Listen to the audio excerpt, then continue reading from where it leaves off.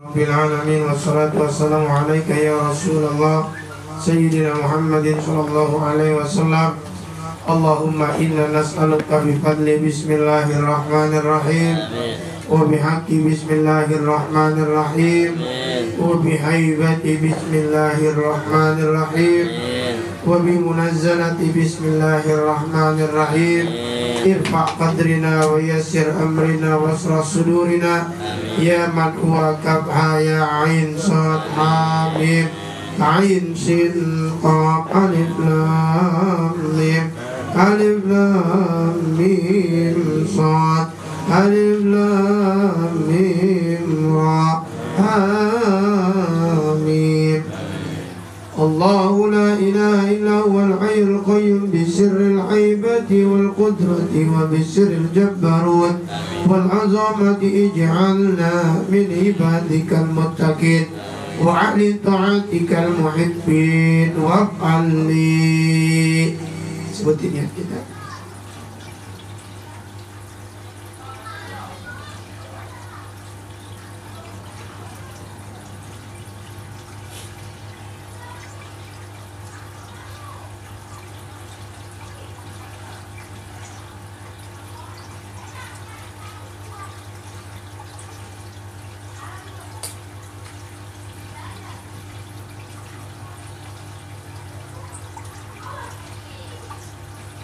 Amin ya Allah ya Rabbal alamin. Wa sallallahu ala sayyidina Muhammadin wa ala alihi wa sahbihi ajma'in. Walhamdulillahi rabbil alamin. Bismillahirrahmanirrahim. Ila hadratin Nabil Mustafa Muhammadin sallallahu alaihi wasallam wa ila hadrati minas sahabati Rasulillah wa ila hadrati al-muallif bin Hajjul Abidin Saya al-Imam al-Arif billah ta'ala Zainuddin Hujjatul Islam Abi Hamid Muhammad bin Muhammad al-Ghazali al-Tusi Qaddasallahu sirrahul ajiz wa usulihim wa quru'ihim wa ahli silsilatihim sayulillahi lahumul Fatiha.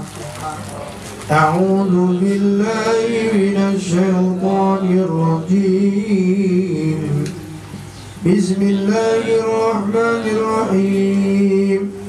Alhamdulillahi rabbil alamin arrahmanir rahim maliki yaumiddin. Iyyaka na'budu wa iyyaka nasta'in ihdinas siratal mustaqim siratal ladzina an'amta 'alaihim ghairil maghdubi 'alaihim waladdallin. Silakan dibuka halaman 7. Amma takhafu ayyuhal mustarsyidu. Itu 17, baris ke-17. Ini masih membahas uqubatul ula, tanjakan pertama, yaitu uqubatul ilm, tanjakan untuk mendekati Allah melalui ilmu. 2 minggu yang lalu, tepatnya 2 minggu yang lalu, beberapa minggu yang lalu ya, karena minggu kemarin libur ya, berarti 3 minggu yang lalu kita sudah membahas bahwa ilmu itu ada ilmu terkait masalah kejahiran atau syariat, dan juga ada ilmu batin terkait dengan akhlak, terkait dengan hubungan hati kita kepada Allah. Kedua-duanya penting. Ilmu zahir tentang sholat, puasa, zakat, perihal kewajiban kita kepada Allah, itu penting dipelajari. Apa sebab menjadi syarat diterima daripada ibadah-ibadah wajib itu. Namun tidak kalah penting, kita juga mesti mempelajari ilmu batin. Jangan sampai ibadah kita yang wajib di hadapan Allah ternyata bernilai sia-sia di hadapan Allah. Kenapa penting? Di samping juga ketika kita mempelajari dua hal itu semakin membuat kita menjadi dekat dengan Allah dengan cara menjaga ibadah zahir kita dan juga menjaga ibadah batin kita. Ibadah batin apa? Pertama akhlak, terus kemudian tawadhu, rendah diri, terus kemudian jangan sampai kita di dalam ibadah terdapat takabur, ujub, riya, sombong dan sebagainya. Termasuk menjaga emosi. Kedua hal ini seperti dua mata sisi uang logam yang kedua-duanya tidak bisa dipisahkan. Maka amma takhafu ayyuhal mustarsyidu, apakah engkau tidak khawatir? Ayyuhal mustarsyidu, wahai orang-orang yang mencari petunjuk. Mustarsyid ini orang yang mencari ilmu.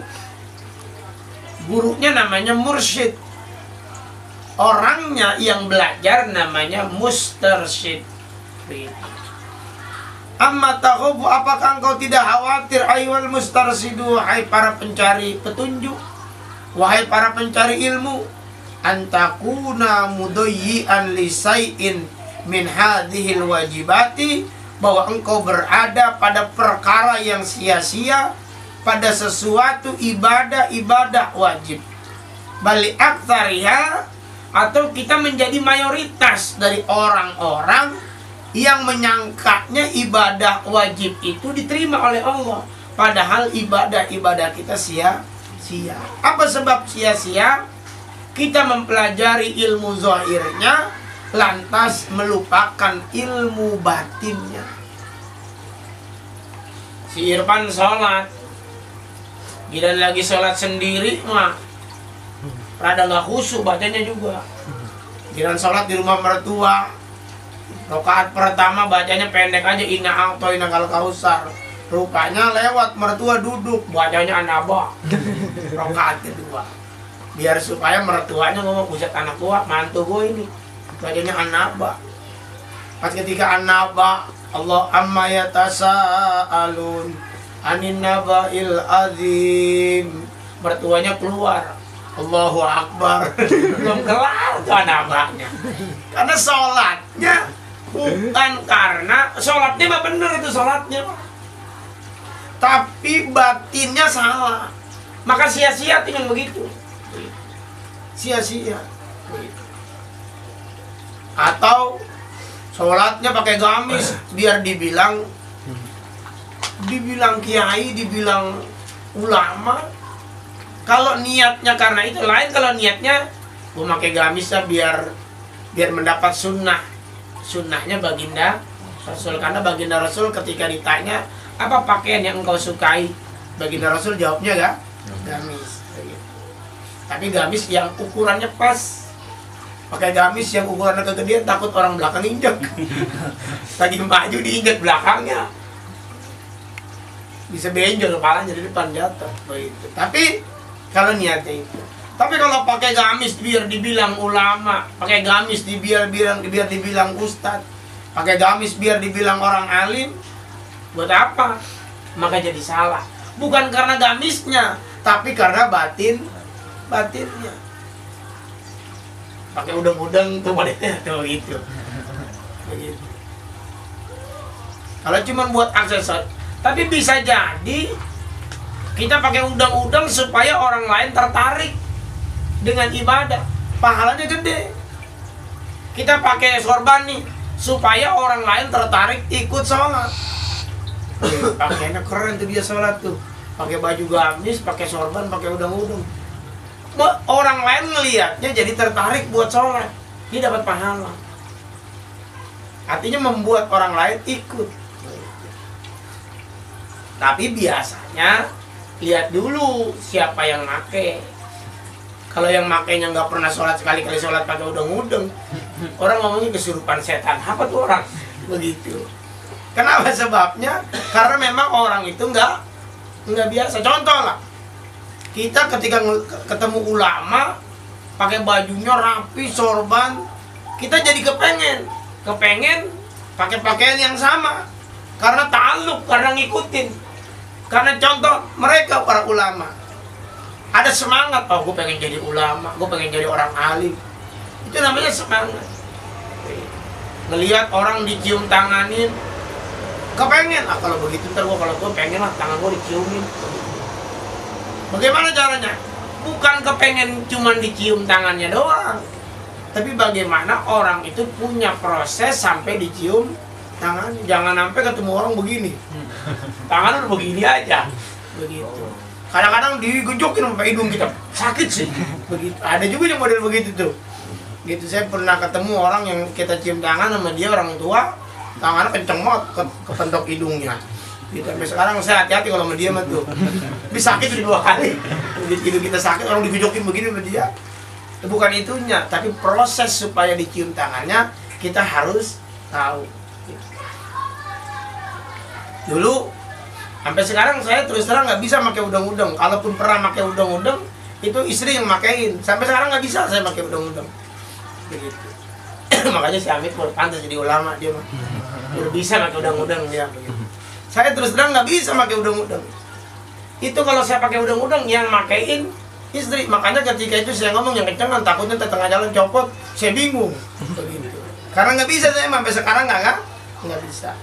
Walaupun ketika saya ditanya, kata guru saya dulu almarhum Kiai Haji Mursyid, dia bilang kalau bukan kita Ustadz yang makain udang-udang siapa?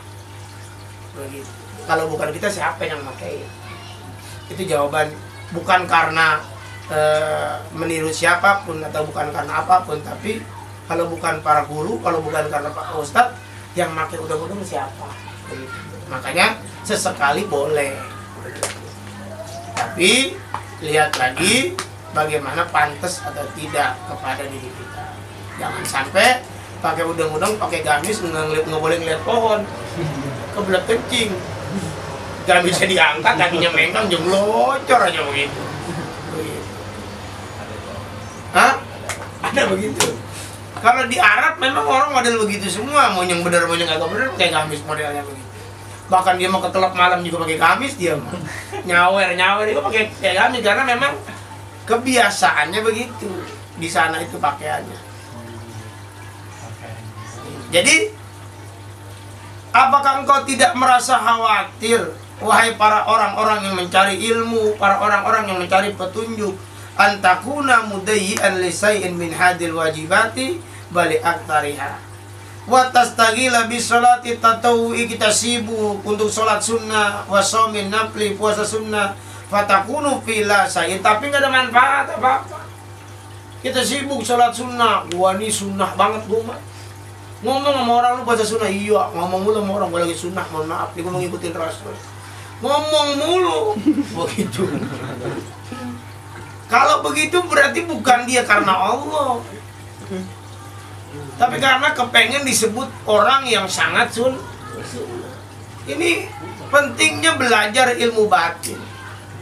Dia boleh puasa karena memang itu gede pahalanya, banyak pahalanya. Tetapi ketika hatinya tidak dijaga, perkara-perkara ibadah bisa jadi tidak ada hasilnya. Mudayyi'an, sia-sia. Begitu. Warubbama, terkadang anta musirun ala ma'siyati minal ma'asi. Terkadang terus-menerus kita berbuat kemaksiatan allati tastaujibu bihan naro, yang membawa kita masuk nanti ke dalam neraka. Walaupun perkara yang kita lakukan, kita ngomongnya ibadah. Kita sodako, kita bilang jangan ditulis nama gua ya, hamba Allah. Begitu. Dalam kurung tulis nama gua. Hamba Allah dalam kurung nama. Atau ditulisnya hamba Allah, masukin ke dalam kotak amal, ketika orang panitia lain, gua doang udah itu mah. Yang itu dilipat-lipat.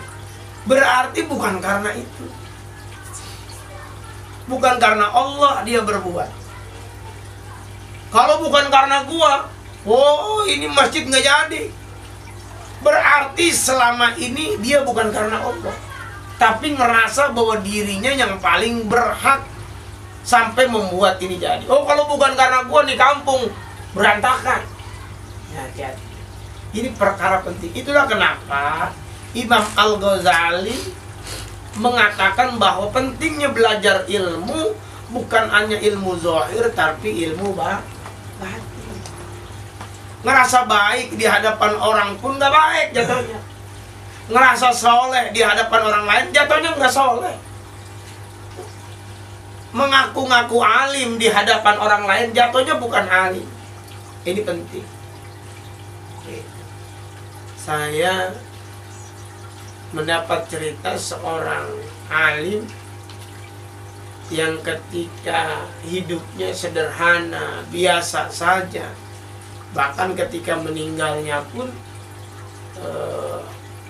dia minta dikuburkan dalam keadaan biasa saja.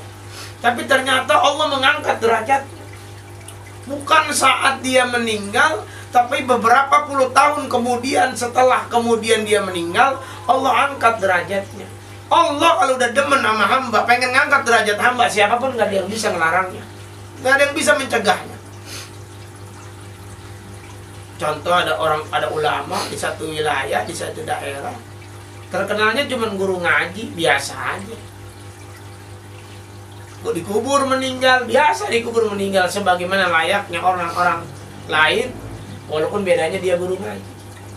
Tapi beberapa tahun kemudian, beberapa puluh tahun kemudian, sampai 20 tahun kemudian, ternyata terjadi keadaan yang mengakibatkan makomnya harus diangkat, harus digusur, harus dipindahkan.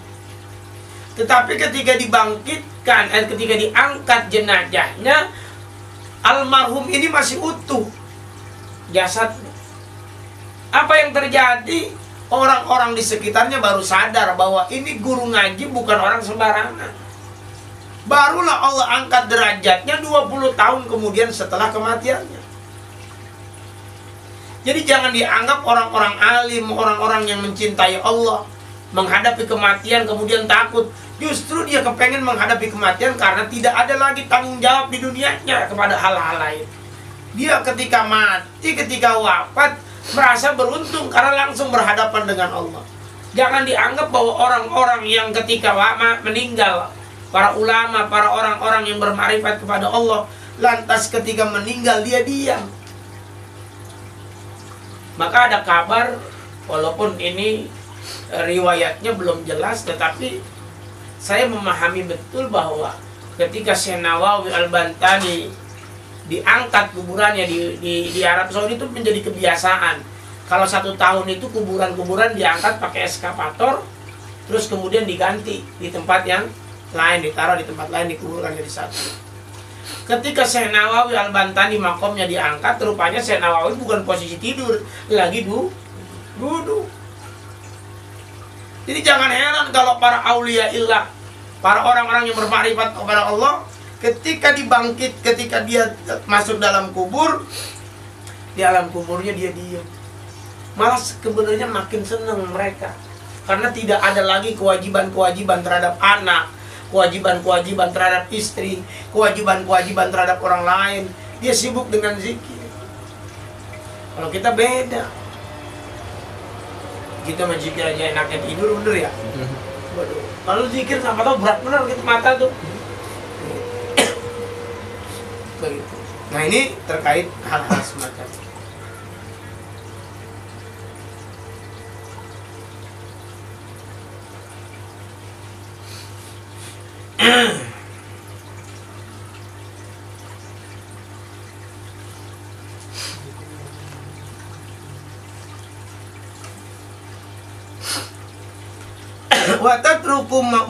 Watatruku mubahan. Dia meninggalkan perkara-perkara mubah, minat to'ami, daripada makan, au sarobin atau minum, au naumin atau tidur, tabtagi bihi qurbatan ilallah. Dia kemudian di mana engkau mencari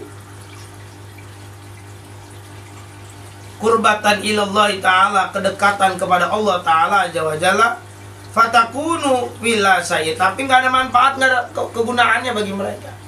Dia nganggap dengan cara mengerjakan sunnah, dengan cara mengerjakan perkara-perkara ibadah, bahkan dia meminimalisir perkara-perkara mubah, Dia menganggap itu sudah membuat dia dekat dengan Allah. Tetapi ketika hatinya tidak bisa dijaga, ketika hatinya kemudian melenceng daripada aturan main, dia bukan dekat sama Allah, tapi nggak berguna. Hidupnya, ibadahnya ketika tidak sejalan dengan ilmu batinnya, maka tidak dianggap oleh Allah Subhanahu wa ta'ala.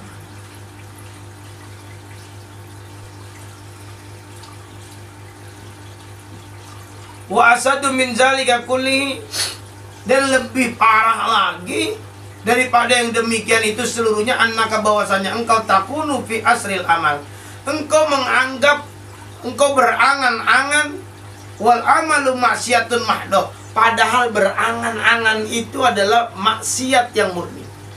Dia berangan-angan begini, wah, kayaknya zikir gue ini kayaknya langsung diterima sama Allah nih, kayaknya hati gue makin anteng. Dia anggap perkara itu adalah perkara kebaikan, tapi dia lupa bahwa selain apa yang diucapkan, harus apa juga yang terdapat di dalam hatinya. Jadi ketika orang ibadah, dia lakukan segala rukunnya, dia persiapkan segala syarat-syaratnya, dia lakukan kewajiban-kewajibannya, tapi hatinya tidak dijaga, maka tidak ada manfaatnya di hadapan Allah Subhanahu wa ta'ala. Ini pandangan Imam Al-Ghazali. Memang berat nih. Kita kalau sholat kan kadang-kadang suka nggak dijaga hati kita. Berat ini, bukan perkara gampang, tapi perkara berat ini.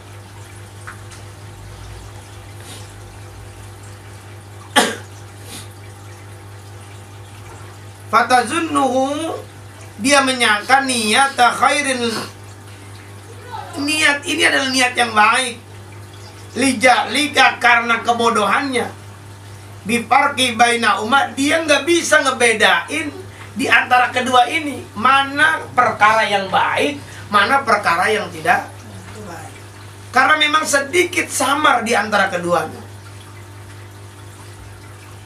Bahkan waktu koribu hima fi ba'dil wujuhi, karena memang dua-duanya ini sama, dekat tipis sekali perbedaannya antara ibadah dengan hati yang baik dengan ibadah dengan hati yang tidak baik. Nggak ada yang tahu. Dua orang sholat, kita tahu gerakannya sama persis, tapi kita tidak bisa membedakan mana orang yang hatinya lempeng, mana orang yang hatinya kemudian ada niatan lain. Karena tipis perbedaannya. Dia nyangkanya yang begini ini perbuatan baik, orang gua ibadah, tapi ketika hatinya bermain kepada manusia lainnya, dia menyangkanya itu perbuatan baik, padahal itu perbuatan yang tidak baik.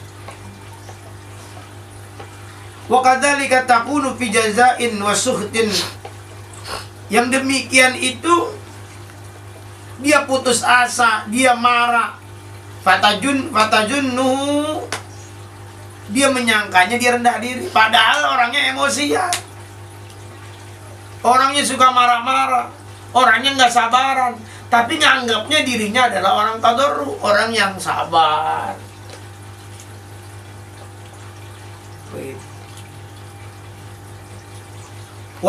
Wabtihalan, dan permohonan ilallahi kepada Allah Azza wa Jalla, wa takunu firya'in mahdin, ada riya yang murni di dalam dirinya.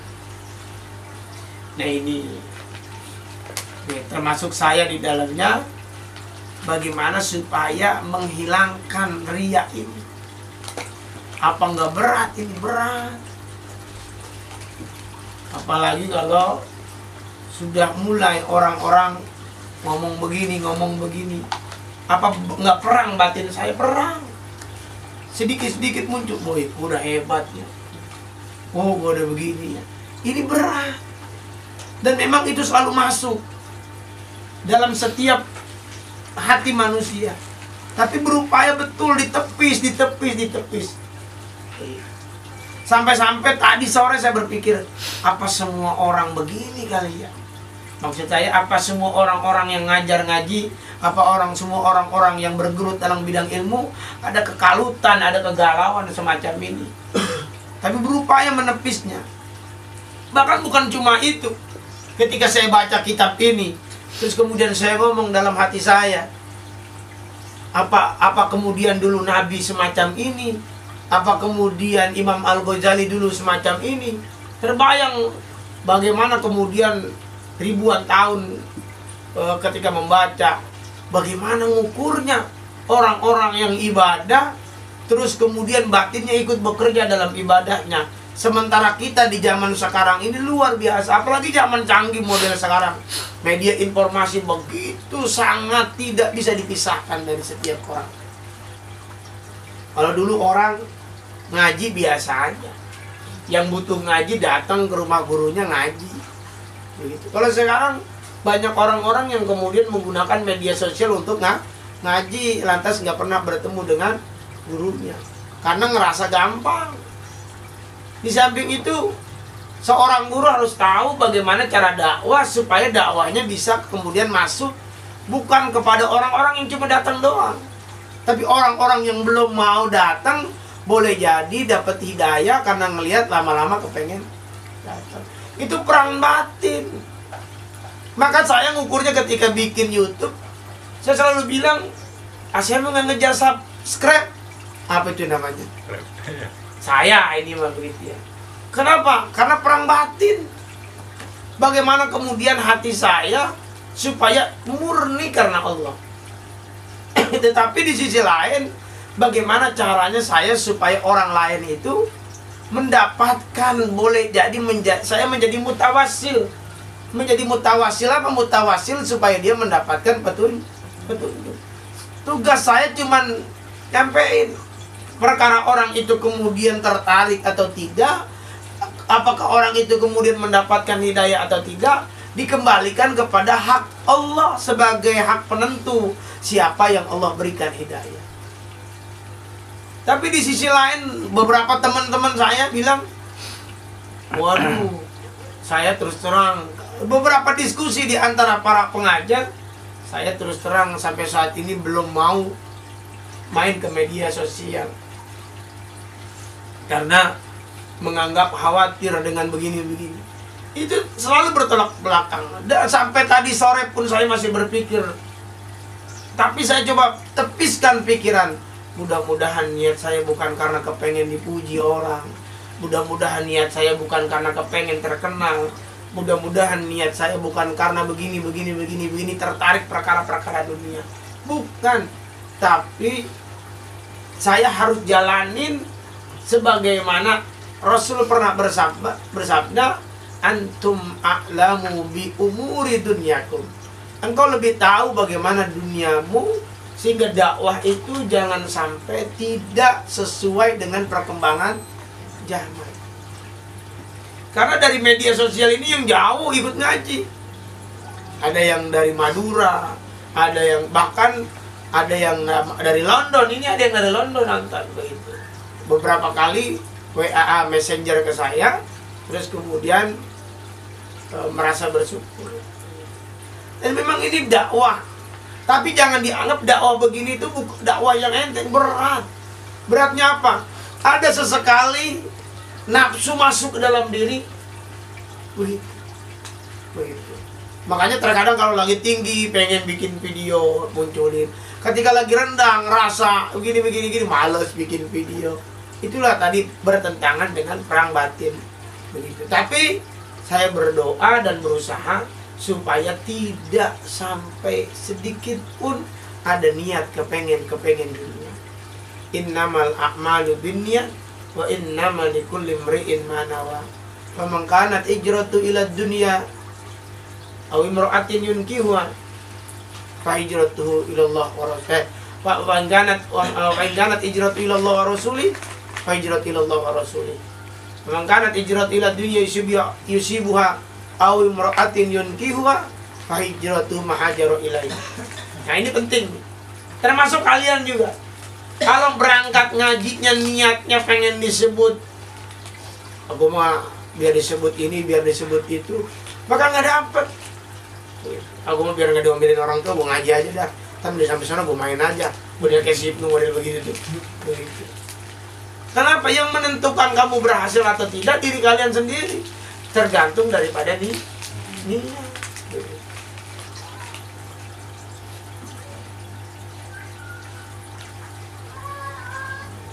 Watasibuhu hamdan, watasibuhu hamdallahi subhanahu wa ta'ala. Dia menghitung-hitung bahwa ini dianggap pujian kepada Allah subhanahu wa ta'ala. Au da'watan linnasi ila khairin, atau mengajak orang-orang lain untuk ikut kebaikan. Tadi saya bilang, fata'hudu ta'udu ala Allah subhanahu wa ta'ala al-ma'asya bitu'ati.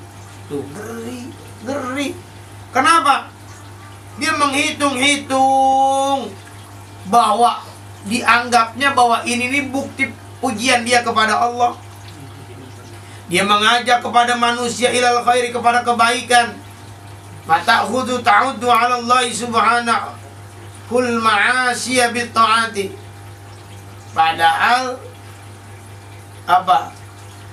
Ini adalah kemaksiatan. Begitu. Wa tasibu sawabal 'azima fi mawadi'il 'uqubat, itu ngeri itu. Dia ngitungnya ini nih pahala. Ini nih perkara-perkara yang menurut dia dapat pahala, tapi sebetulnya dia sedang menghitung posisi dia dalam mendapatkan dosa.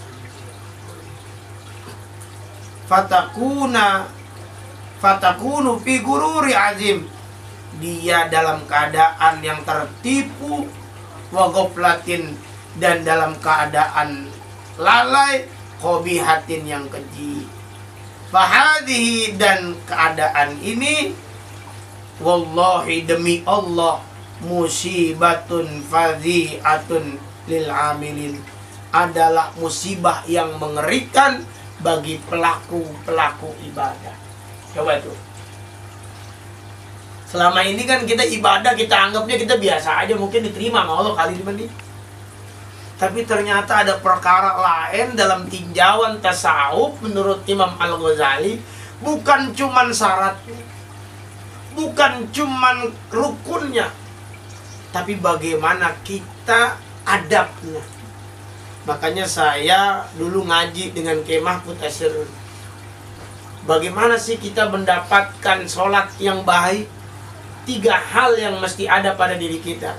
Adaan li surutiha, adaan li arkaniha, adaan li adabiha. Baru kemudian setelah mempelajari kitab ini, saya pelajari, oh, pantes sholat kita kurang berpengaruh pada diri kita. Kita sholat, tapi ngelawan orang tua masih, berbohong sama orang tua masih, bermaksiat masih. Apa salah sholatnya? Bukan. Sholatnya mah dari Allah bener, tapi pelaku sholatnya yang mungkin saja nggak benar. Bagaimana maksudnya?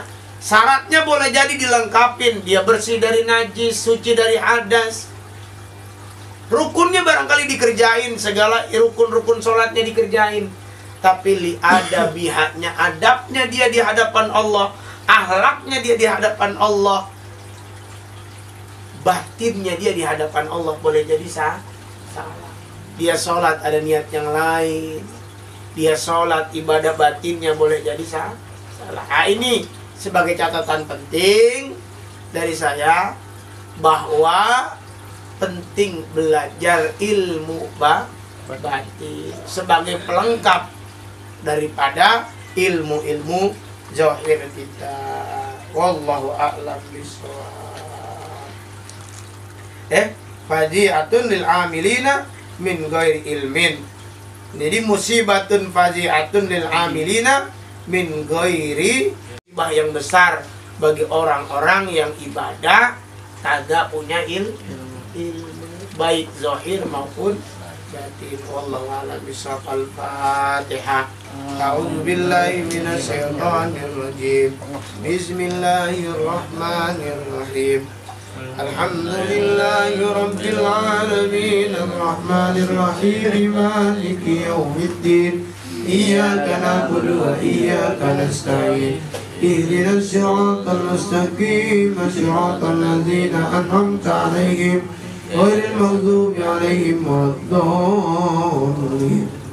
استغفر الله العظيم لك الحمد يا مولانا يا معبود يا كريم. اللهم صل على سيدنا محمد في الأولين والآخرين وبارك وسلم ورضي الله تعالى عن كل سلفنا سبي رسول الله أجمعين.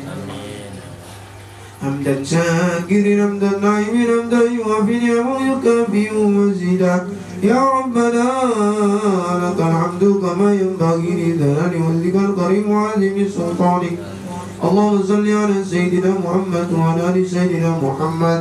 اللهم انفعنا بما علمتنا وعلمنا ما ينفعنا وارزقنا علما ينفعنا. اللهم أغننا بالعلم وزينا بالعلم وأكرمنا بالتقوى وجملنا بالعافية. اللهم إنا نسألك علما نافعا وعملا متقبلا ورزقا واسعا وحلالا طيبا وإلى الخير قريبا وعن الشر بعيدنا. اللهم ربنا اغفر لنا ولوالدينا ولمعلمنا وتلاميذنا وجميع المسلمين والمسلمات والمؤمنين والمؤمنات الأحياء منهم والأموات. اللهم بارك لنا في الموت وفيما بعد الموت. اللهم بارك لنا في الموت وفيما بعد الموت. اللهم بارك لنا في الموت وفيما بعد الموت. ربنا آتنا في الدنيا حسنة وفي الآخرة حسنة وقنا عذاب النار. صلى الله على سيدنا Muhammad walhamdulillahi rabbil alamin.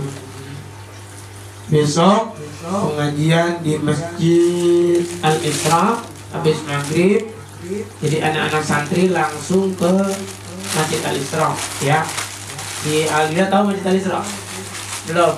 Kamu datang sebelum maghrib nanti bareng dengan Pak Ustadz ya. Berangkatnya ya motor. Terus habis sisanya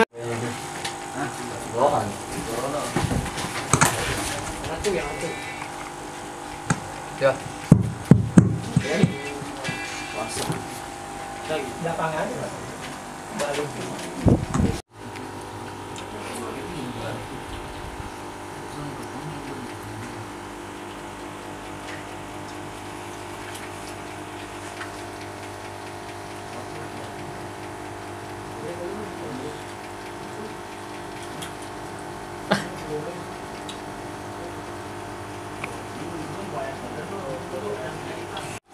Mampang kepala. Wah, itu hati gerak lu mah diam aja, tidur lu. Kayak apa sih Bu? yang ada gerakannya. Ayo ada yang di maju.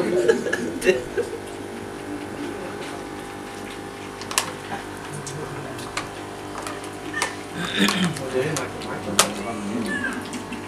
Batuk.